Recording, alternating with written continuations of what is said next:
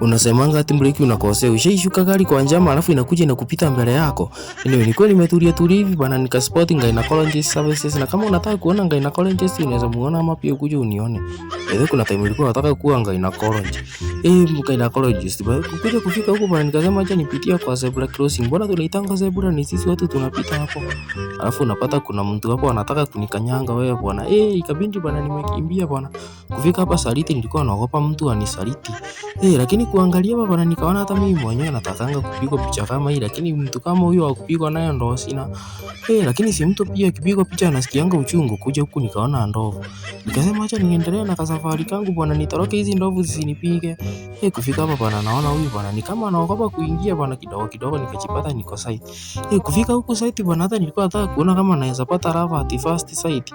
Lakini bwana huku site kitu naonanga tu ni dust pekee. Enyewe bwana hii vumbi yote bwana naonanga bwana, lakini hiyo siku walai. Kufika hapa bwana nikaona enyewe kufika huko juu bwana ni mbali. Nikasema acha kwanza ningoje kwa elevator kanashuka. Pia mimi kanipanda kanibebe bwana nikipanda.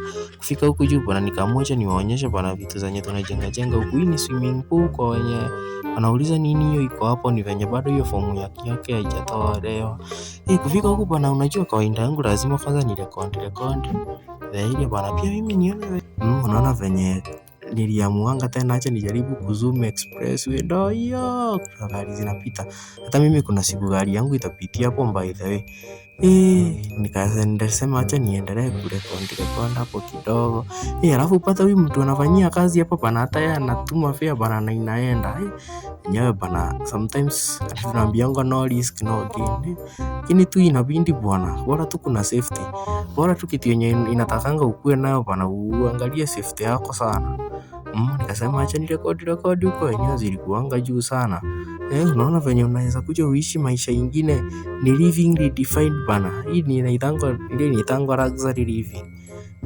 Kidogo nikasema acha niwaonyeshe sasa venye the swimming pool sasa ilikuja kutokelezea after tumetoa form 1. Naona venye ni kazi ingine mzuri, na ukitaka pia plan za nyumba hapo, painting services, gypsum installation hapo, unaweza nishtua hapo DM hapo.